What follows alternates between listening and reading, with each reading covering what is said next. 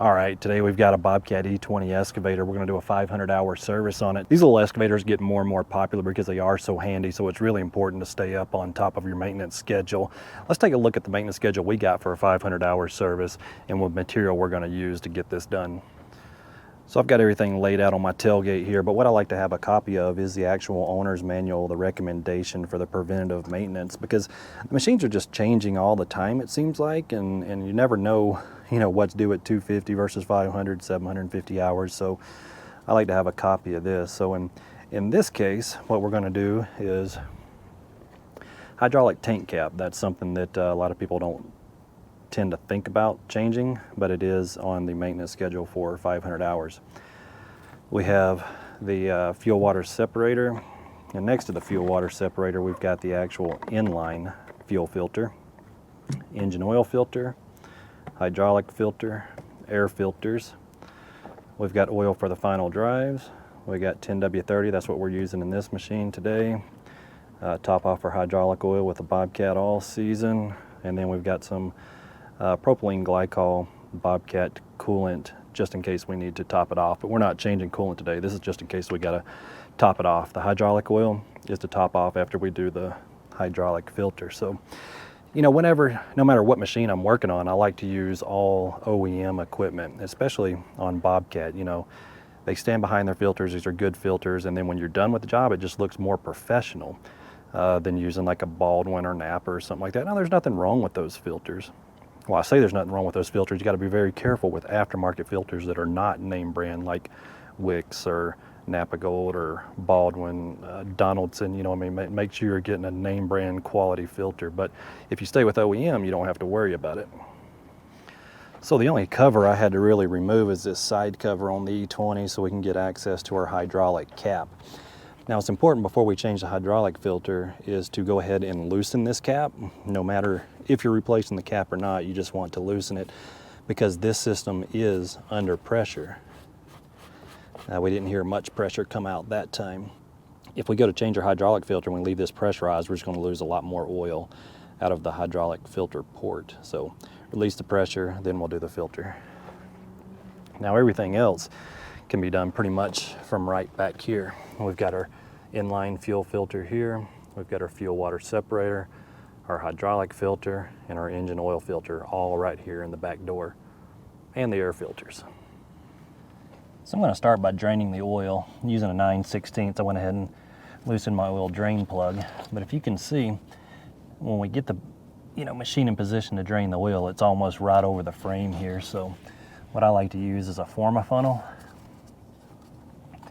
And that way, we'll make sure our oil drains into our drain pan.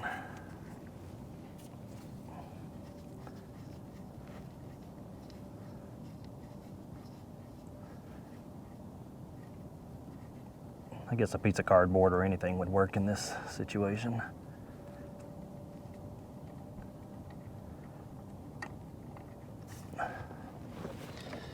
But these forma funnels are really good. I'm going to leave a link in the description where you can find these. They're easy to get on Amazon. They're a little expensive, but I think they're very well worth it. All right, so now it's time to do the engine oil filter right here. And there's really no good way to catch the oil. We know when we back this filter off, it's going to drip oil. So what I like to use is these oil absorbent pads. And this goes for pretty much any machine I work on. When I'm taking off a filter, I know I can't catch all of the fluid that's going to come out of it. I try to use an oil absorbent pad just to keep from making a mess on the machine.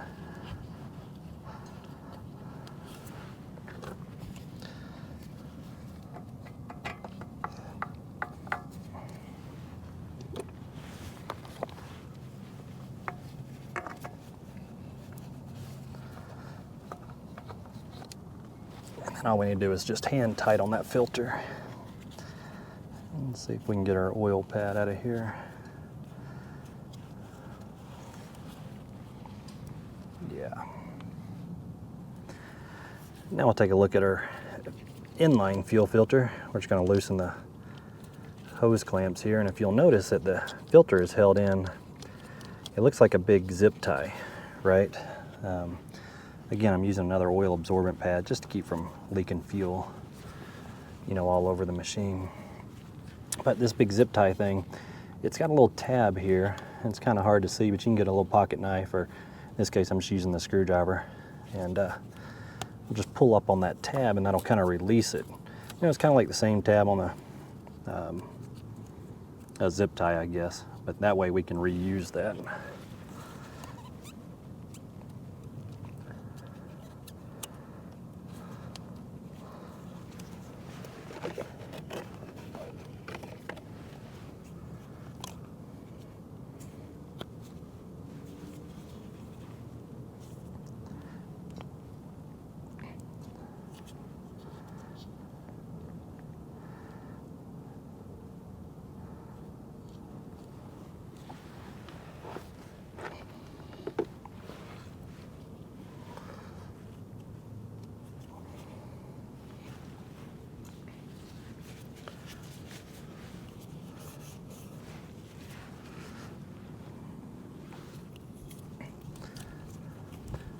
So the thing about this inline fuel filter is that if you go to your dealer and you just order a 500-hour service, this filter is kind of listed in kind of a weird area. It's not really on the main maintenance item page. So a lot of times the dealer might not include this inline filter in your kit. It's probably the most important filter on the machine to change because it's the first thing to get clogged up. I mean, I've been out to where customers change out their fuel water separator and still have fuel problems, and for some reason they did not change the inline fuel filter, and that's usually what was causing the problem to begin with. So I would change this more often than this, but really they should be changed at the same time. The maintenance schedule for both these filters is 250 hours, and since we're at 500 hours, of course, you can see it was already, well, they put some writing on there. It was done at 291, so right at 250. So these were done in time, but we're going to go ahead and do them again because, like I said, every 250 hours on the fuel filter. So we got in. Again, I got my oil absorbent pad underneath just in case we drip any fuel. I went ahead and lubed my O-ring on the new filter. And one thing you'll notice is that I am not pre-filling this filter. So whenever, you know, most Bobcat machines, we got a primer bulb that we can prime the system using that. So whenever you can avoid pre-filling a fuel filter, definitely take advantage of that so that we don't risk pouring diesel in there and contaminating the new filter. So this one has a primer bulb on it, and it's got a bleeder screw right up here on top. So we're going to open that bleeder screw, squeeze our primer bulb, and that way we can prime the fuel system without having to pre-fill the filter. Some machines, you know, it's just there's just no way around it. You just have to pre-fill the filter, but like I said, whenever you can avoid it, definitely avoid it.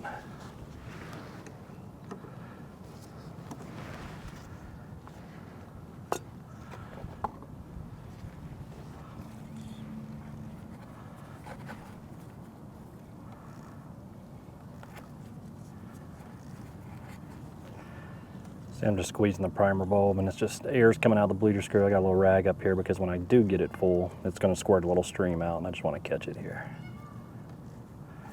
Okay, we'll go ahead and close the bleeder screw, and I'm going to pump this primer another 5 or 6 times till it gets good and firm. So kind of the same thing for the hydraulic filter. When we take it off, we know it's going to leak, and there is kind of a drip tray here. It is going to get some oil in there, but that's fine. But it doesn't quite clear the counterweight of the machine, so that's why I got my forma funnel here. And that way we can get that oil that drips out of there.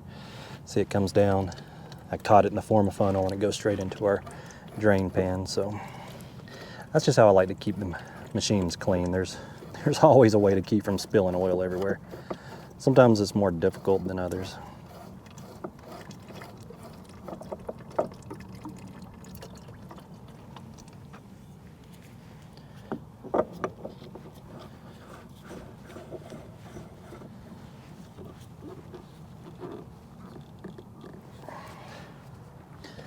Then we'll go ahead and do the air filter. Just by pulling out on this little locking tab, we can spin this housing, in theory, and it'll pop right off.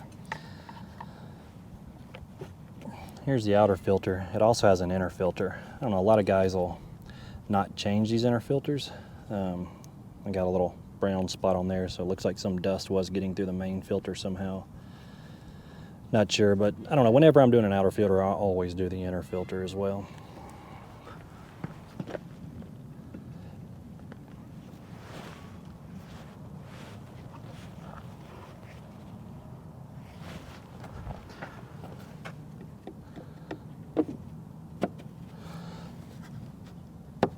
And then it's important to, best possible, that's what I call a little duck bill here. We want that pointed straight down because that's where our heavier dirt comes through there and actually falls out of that. So we want to have that in a down position. And then we just press our locking tab back in. And that's it for the air filter.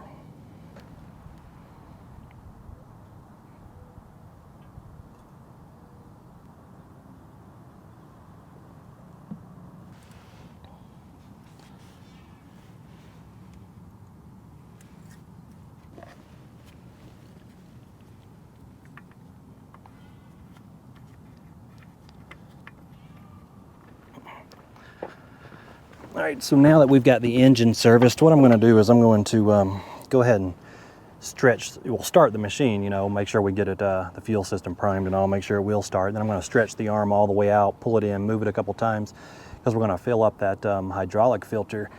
And we want to check our hydraulic oil with everything stretched out. It's called what we call bury the chrome, best you can, and that'll give us an accurate hydraulic level.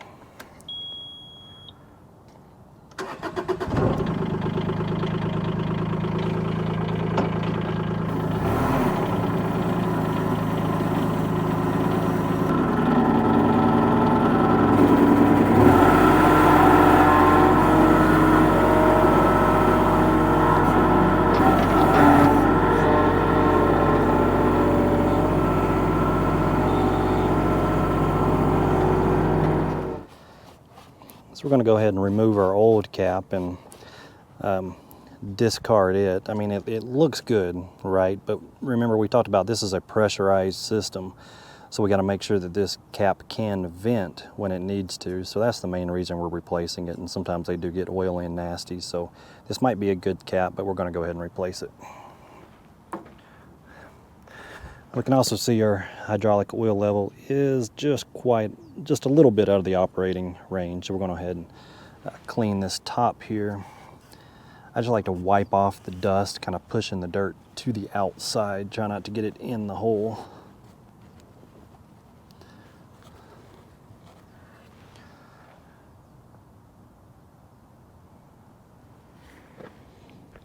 So now it's time to do the final drives. I like to cut out an old oil pan. Kind of fit really good in there. I went ahead and loosened these up to make sure they would loosen up. Whenever I do final drives, I always take out the top, the fuel plug first, because you're going to put, there's going to be a fuel port and then there's going to be a drain port, but sometimes these final drives are under pressure. So if you don't release the pressure in the top port and you take this bottom one out, you might get an oil bath, and nobody wants nasty gear oil all over them. Checking the O-rings on the plugs themselves, make sure they're not scratched or anything. If they are, we'll need to replace those, but that looks good. And this oil looks good too. I mean, this was supposed to be done in the preliminary service, the first 50 to 100 hours, and it looks like maybe it has been. I can see some shiny in there, so it's a good idea that we go ahead and change it anyways, but it actually does not look bad for 500 hours. But the regular maintenance schedule on this is 1,000 hours. They say top it off at every 500 hours, but as cheap as gear oil is, I mean, if you're going to check it, you might as well just drain it and refill it, in my opinion. So we're going to do this on both sides, filling at the 3 o'clock or 9 o'clock position, of course, whichever way you have your final drive, and drain at the 6 o'clock position. So we'll let this drain, get it filled up, and then we'll move on to our next maintenance item. So now all we got left to do is just grease the machine, and on the grease gun we are using the lock and lube. Now, if you don't have one of these, please get you one. As much as greasing sucks, this almost, and I tell my guys, almost makes greasing fun. You may not own one of these machines, but hopefully this video was helpful. Maybe you learned some tips, whether you're servicing some other type of machine or something. So again, hopefully it helped. Let me know. Any questions? Thanks for watching.